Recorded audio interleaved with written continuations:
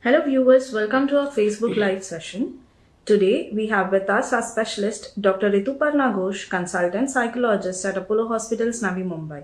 She comes with over 17 years of experience in this field. Today, on this live session, we'll be discussing on anxiety and bipolar disorder. Welcome to our live session, Doctor. Good afternoon, all of you. Doctor, we'll start with our first question. Can you explain what is anxiety? Anxiety basically is the mind and body's reaction to a stressful situation and a very unfamiliar situation. So, what happens when the future is quite unpredictable and we are unable to understand what is going to happen? It leads to anxiety. Plus, there's a lot of other reasons that leads to anxiety, like stressful life situations, traumas, etc. So it's a feeling of uneasiness and apprehension that affects both the body and the mind.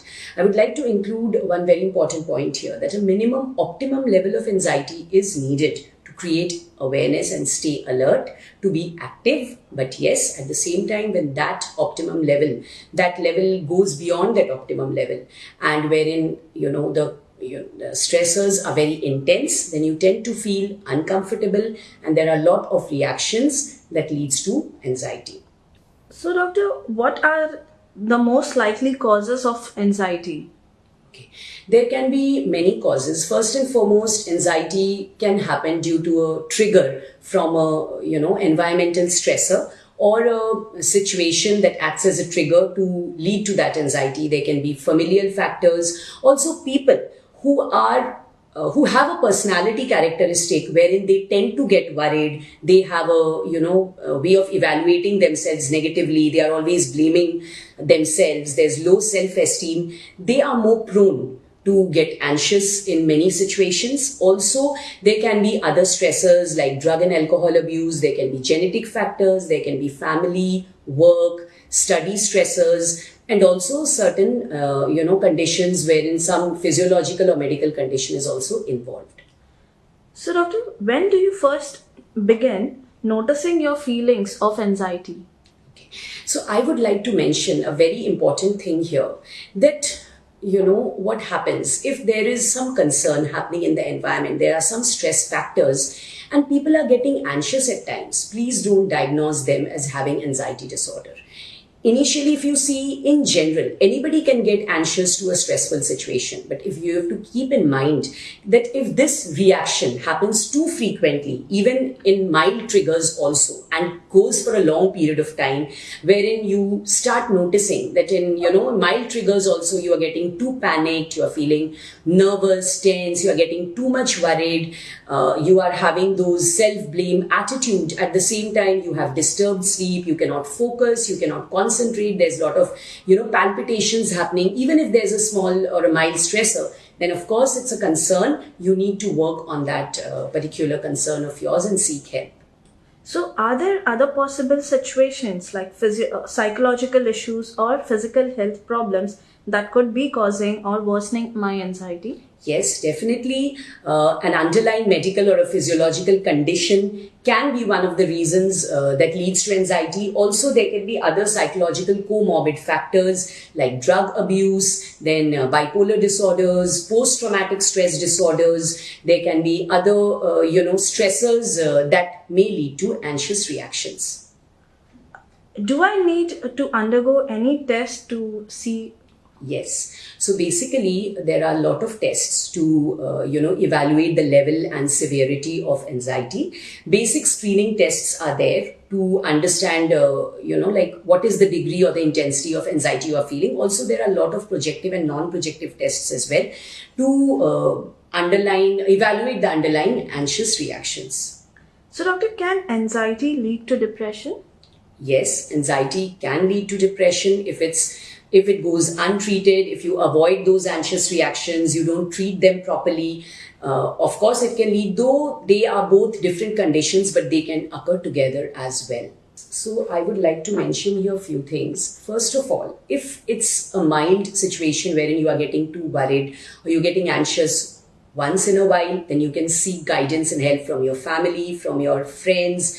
Also, you can consult a physician, but suppose, the intensity is getting too severe or it's happening quite frequently, even if there's not much a trigger, still you are feeling very anxious, you need to seek help from a mental health professional, a psychologist. Also, in case of too much of intensity of an anxious reactions. So one important thing I would like to mention before we switch to the bipolar part, there's a basic difference between anxiety and panic. That also I think we should mention. What happens basically, the demarcation between an anxiety attack and a panic attack is that in an anxiety attack, there's too much of apprehension, there's too much of stress, tension that happens because of a stressful situation, and once that stressful situation goes, the anxiety also goes. But in case of panic attacks, there may not be any stressful situation. It's unprovoked and unpredictable. But yes, severe panic attacks lead to anxiety reactions in the long run. So also, to sum up this, what are the precautions that we need to take for not getting the anxiety? Yes. So basically, the best thing is to take care of your mind and body both holistically. At the same time, focus on proper diet, sleep properly, do a lot of exercises, meditation. At the same time, I would say stay positive, focus in the present, focus on your, do a lot of self-talk, positive self-talk, focus on your strengths and potentials, nurture your hobbies. Invest a lot in self-care. That is very important. Plus, if you feel that somewhere you are getting anxious, talk to others, share your concerns, stay connected. So, doctor, now what is a bipolar disorder? Can you explain? Yes. So, bipolar disorder is basically characterized, we have to understand, by episodes of dramatic mood changes. Like at one point of time, the person feels, too low. That is the depressive phase. And at the other moment, the person feels a very high mood or elevated mood. That is the manic phase. And it can happen due to, genetic factors, due to hormonal or neurochemical imbalance in the brain, due to familial concerns, and also some environmental stressors as well. So there is the bipolarity of mood means there is a dramatic mood fluctuation. At times, a low mood, and at other times, a high mood. And there are types of bipolar disorders. I will mention that also to have a clear picture of the thing. Bipolar 1 disorders are there, wherein the manic symptoms are more clear. Bipolar 2 disorder, there are hypomanic symptoms, but mostly the depressive features are more prominent. There are cyclothymic disorder, wherein it is also like both the, mood fluctuations are there, but it is not that dramatic, that intense. And there can be bipolar disorders due to other substance abuse. Now, what is manic? You may ask me.